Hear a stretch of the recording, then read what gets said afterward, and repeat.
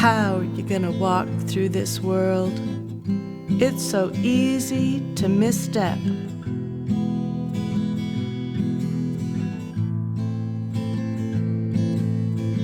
How are you gonna walk through the world? So easy to screw it up.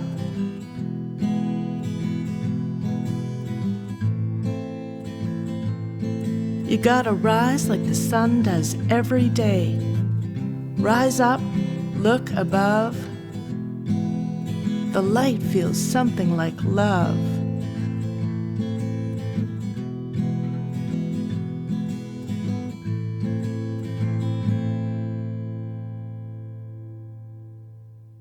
Hello and welcome. I'm Shelley Leedahl, a multi-genre literary writer coming to you from Ladysmith on Canada's lovely Vancouver Island. When anyone's asked what my 12 books are about, I say they're about the human heart. You see, I'm kind of a fool for love, and if you are too, then you're in the right place. This is Something Like Love, an eclectic literary podcast that explores that wildest of animals, love, through various genres. Via short stories, poetry, serializations of longer works, and personal essays, I'll pull back the blinds to reveal the lives and loves of those braving the high seas of human emotion. First up are 10 edgy short stories featuring teens learning the hard way, as we do, about familial, platonic, and romantic love, and learning to love themselves on the journey. There'll be something new to listen to every Wednesday. Do you write too? At the end of each episode, I include a springboard exercise for anyone who feels like doing a bit of their own writing. One day, in the future, there may be a forum for listeners to share their work. Step by step, people. Old dog, new tricks.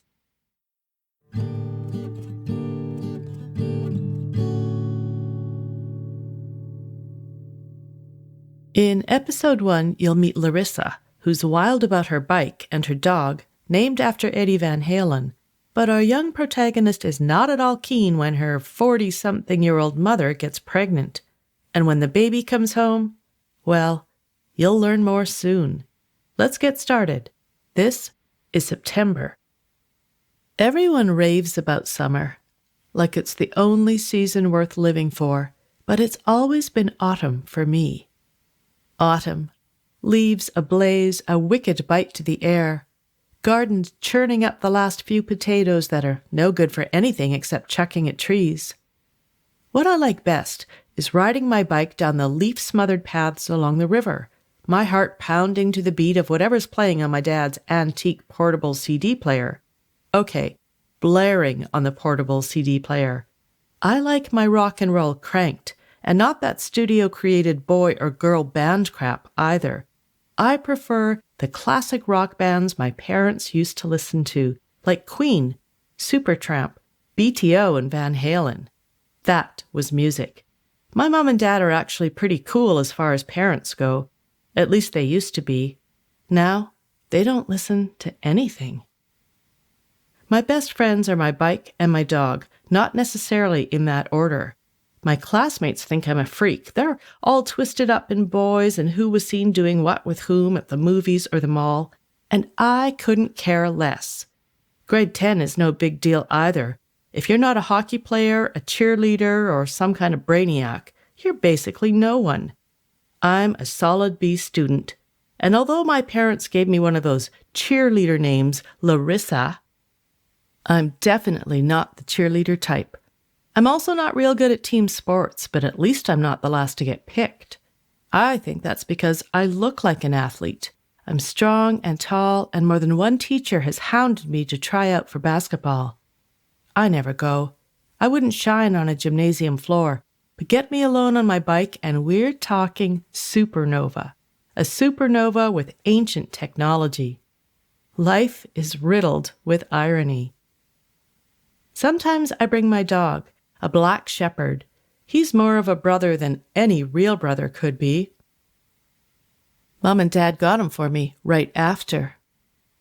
Some kind of therapy thing, but the truth is, they need the therapy, not me. Mum named him Brutus, but I call him Eddie, after guitar legend Eddie Van Halen. Bike ride, I call, and he jumps and spins while I struggle to snap on his leash.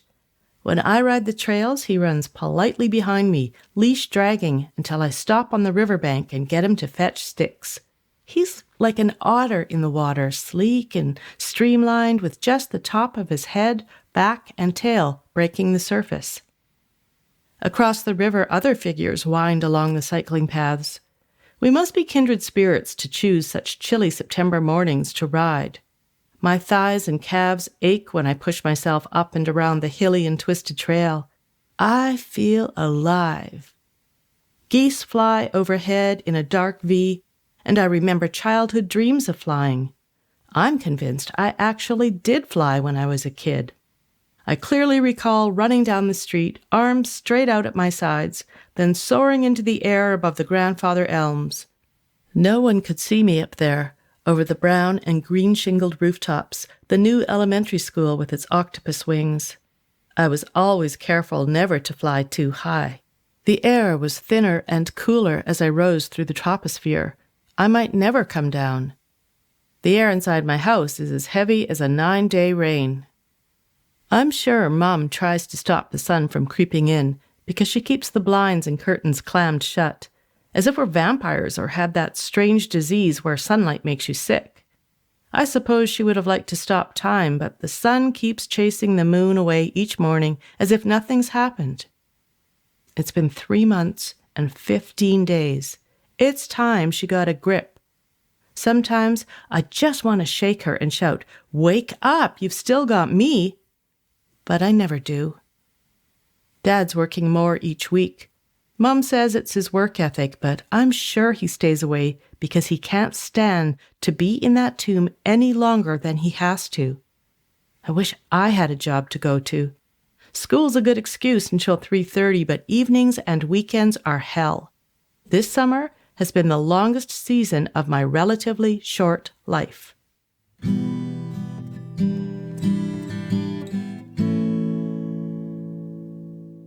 Late September, and I'm on the trail again, pushing harder than usual because I know my bike riding days will soon be coming to an end. I don't know what I'll do when the snow falls, how I'll get away. The air is crisp and fragrant, almost gingery. It smells delicious, like cookies. The sky's as blue and welcoming as the Mediterranean Sea might be. I've packed a bologna sandwich on rye, the biggest golden delicious apple I could find in the crisper, and a can of Diet Coke.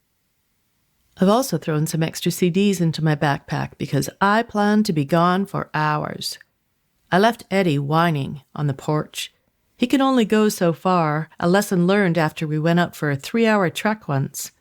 I didn't know he'd been suffering until we got back home and I saw his blood prints stamped across the white linoleum. Oh, the freight train of guilt after that one. I speed along the trail until I come to the first waterfall, a brown trickle flowing from a culvert toward the river. If I'm only out for a short ride, this is where I turn around. Today, I splash right through. My muscles are tight and screaming, my heart's pounding its own hard rock beat. I could ride off the end of the world. At the next waterfall, I hoist my bike onto my shoulder and steady myself to hike over foot-sized rocks across the stream. If I squint, the rocks pass for turtles, and I'm like some character in a fairy tale being aided by creatures. Ah, but this is the real world, and past that tricky balancing act, the trail fizzles. Now it's a snake dance with more curves than a telephone cord. Something else from the dinosaur era. We still have an old-fashioned push-button phone. I climb a hill, pumping so hard I forget everything except my thigh muscles and the music in my ears. To walk my bike uphill is to admit defeat. I win. Then my reward, a steep glide between poplar, birch, and cottonwood trees. I tuck and soar. Soon, my wheel meets a rock, and I torpedo into the bush. Damn! There's a hole in the left knee of my sweats. My skin's scraped and looks scorched, but I barely feel the burn. I dab the wound with my sleeve until the bleeding stops, then flex my knee a few times. It still works. I clip my CD player back onto my waistband and straighten my bike, then hop back on, riding high. I am not Larissa, the only child of Bonnie and Sylvan Rowden, who live unhappily in the boring bungalow on Cooper Crescent. I am Lara, the invincible speed queen. I've only ridden this far and fast once before. It was May, when Mum brought the baby home. She'd made a huge deal out of the bald bundle in her arms, shuffling from room to room. And this is the kitchen, Aiden. This is the bathroom. I'm going for a ride, Mum, I'd said. Right now? We just got home. She sat in Dad's big TV chair and hiked up her shirt. The baby began gobbling her boob. Don't you want to hold your brother? She asked. There's tons of time for that, I reminded her, and left for a long and brutal ride to mark the day. It was even worse than I thought it'd be, although the pregnancy was bad enough. Nobody's 40-something-year-old mother got pregnant. It had been so embarrassing going to the mall with that big belly of hers sticking out like Hitchcock's for all the world to see, and her being so happy about it. When's your due date? Strangers would ask. Any day now, she'd chirp, dragging me into the baby sections of Walmart and Sears to contemplate sleepers and diaper bags. Larissa, what do you think of pastel green? I'd shrug and she'd blather on. What about chartreuse? One day, near the end of our last trimester, we were having dinner, and I blurted over my spaghetti and meatballs, "Don't you think you're a little old to be having another kid?" Wow. Where did that come from? Mum asked, rubbing her belly. She'd been having false labor pains, something Hicks they were called. Mom, kids in my school are having babies. You and Dad are old enough to be grandparents. I did some quick math. Great-grandparents. Mum frowned, which made her appear even older. Yes, we could be, she agreed, but lots of women my age are having children now. Some wait until 40 to begin. She resumed eating, but after a few moments set her fork and knife down, making an X pattern across the plate. Many women want to get established in their careers first, buy a house, see the world, and having a baby later in life is not as dangerous as it used to be, if that's what you're worried about. No, I had not been worried about that, but I added it to my list. Well, I hope you're not going to expect me to babysit all the time. The phone rang, a rescue, and I jumped to get it. Dad, he was going to be later than usual. Yeah, I'll tell her, I said, and hung up. Who was that? The father of the baby.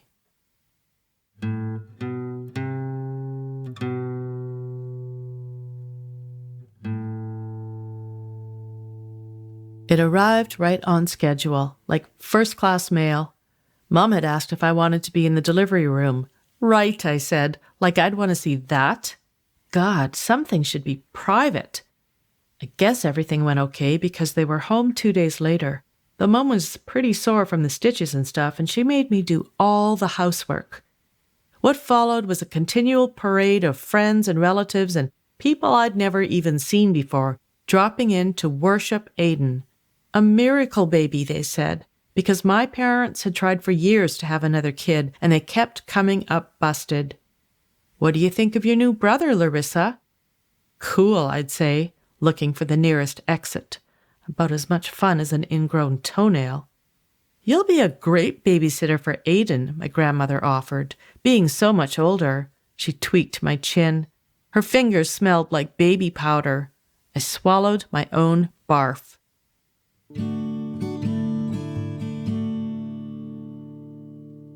Hours passed like moments on the trail. Now the sun's behind me, warming my back.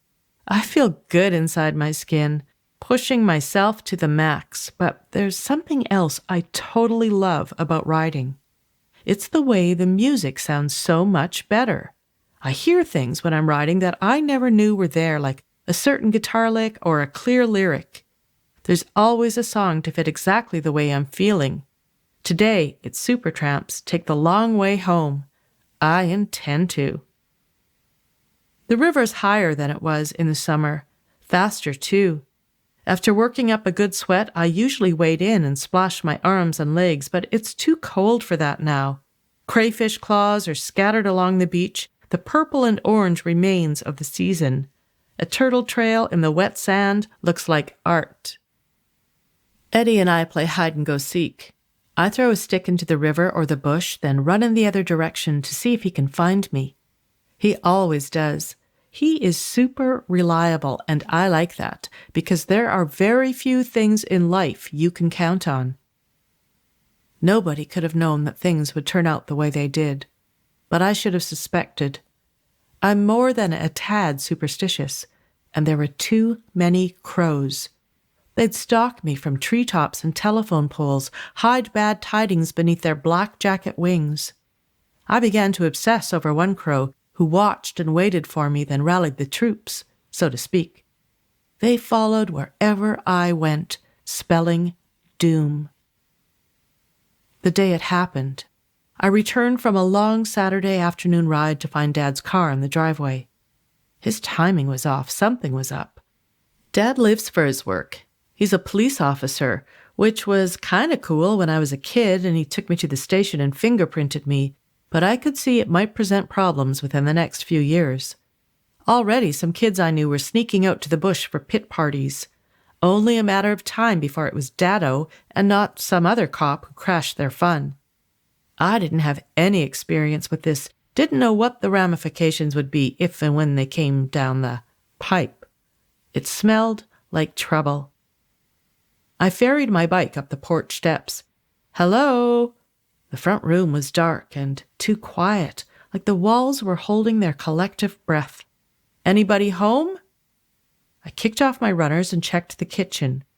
There was a carton of milk left on the table, not my fault this time, but everything else looked normal. Then Dad slipped out of the baby's room, gently closing the door behind him. He didn't say anything. He just stumbled toward me, wrapped his big arms around me, and then he bawled. It rattled me big time.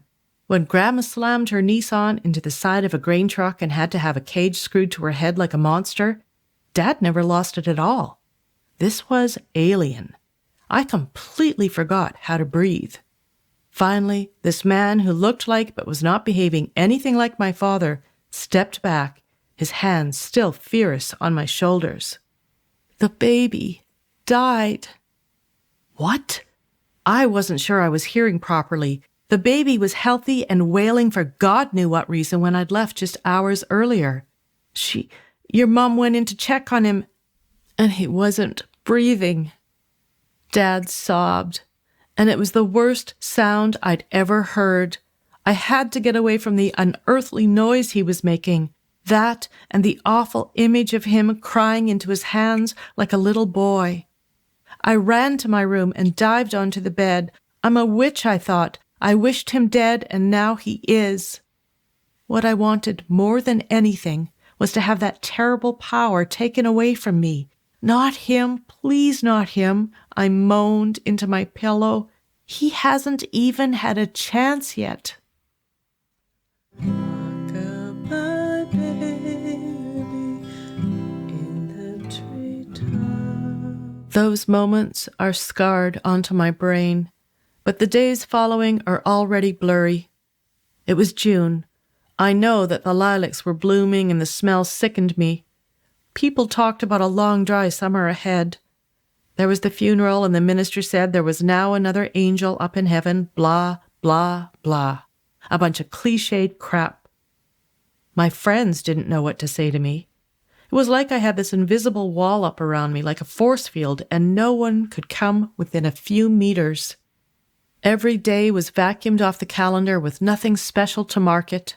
I ate and breathed and rode my bike like a dragon. Was summer hot and dry? Apparently. I got a 2nd-degree sunburn and didn't even notice. I stopped feeling from the outside in. Since then, Mum's mostly stayed in her room. She doesn't get dressed or anything. She just lies there staring at the ceiling. Dad started smoking again, and there is no more music.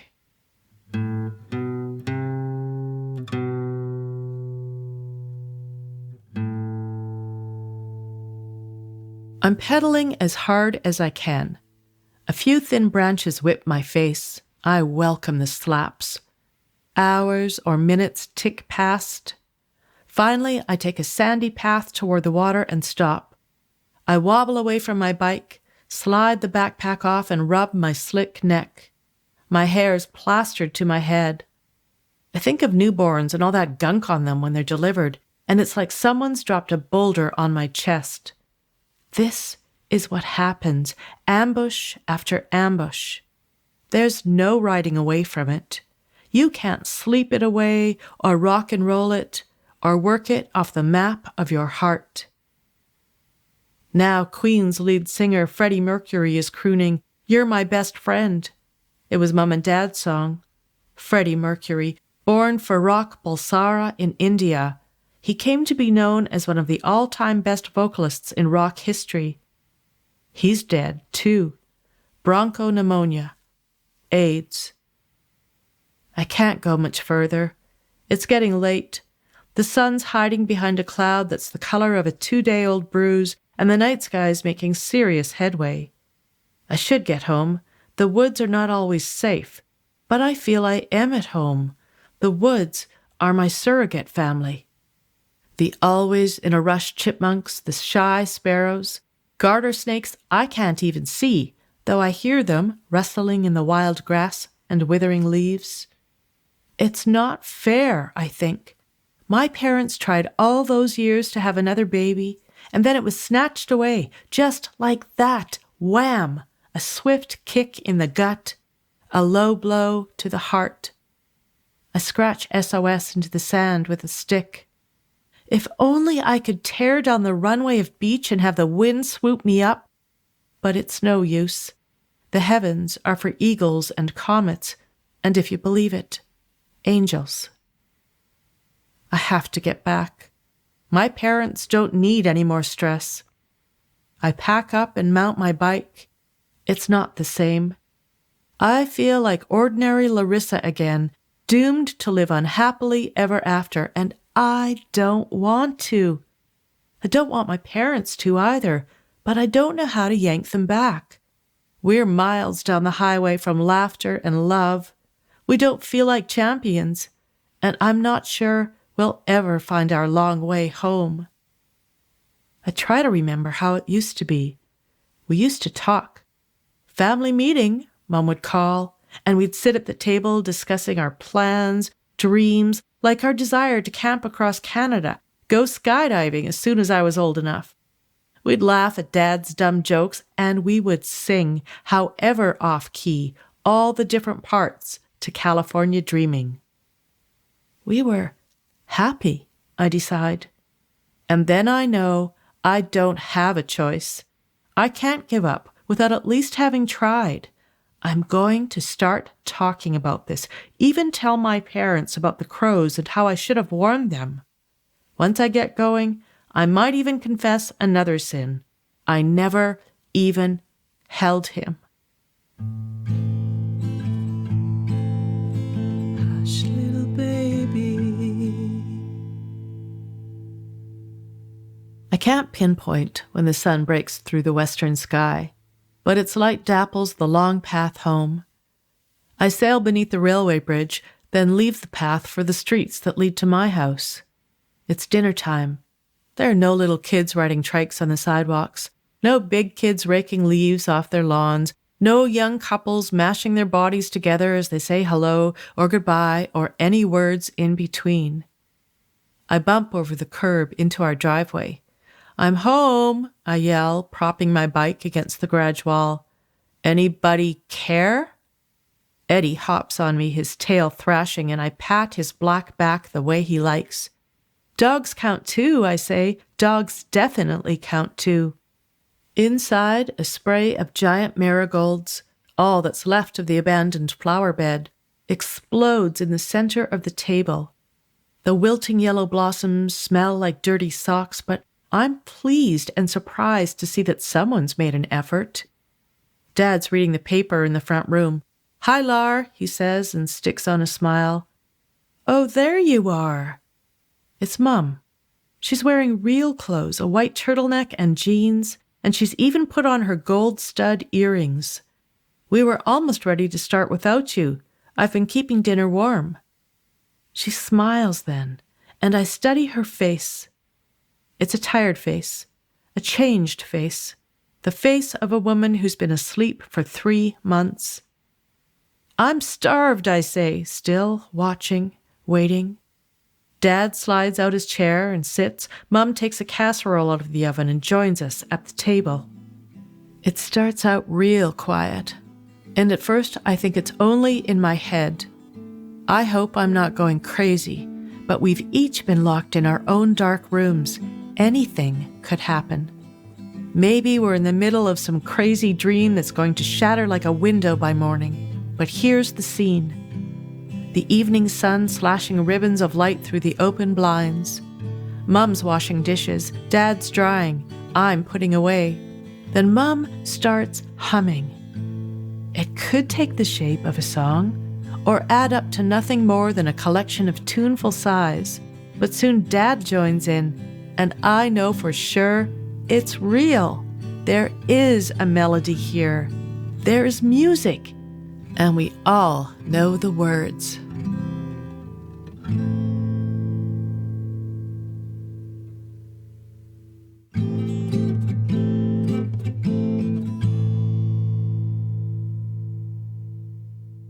That was September, written and read by me, Shelley Leedahl.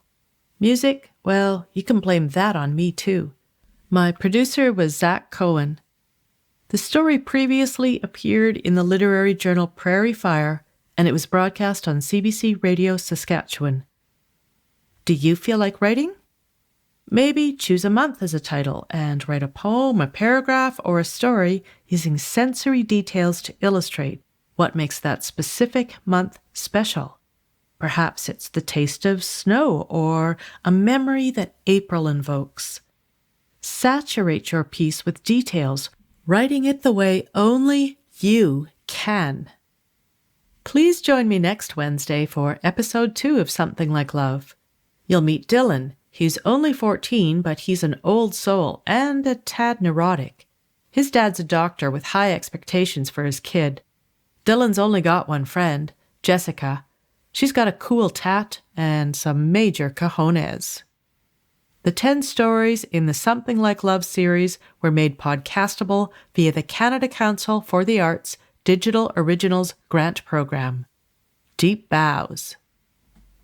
How are you going to walk through this world? It's so easy to misstep.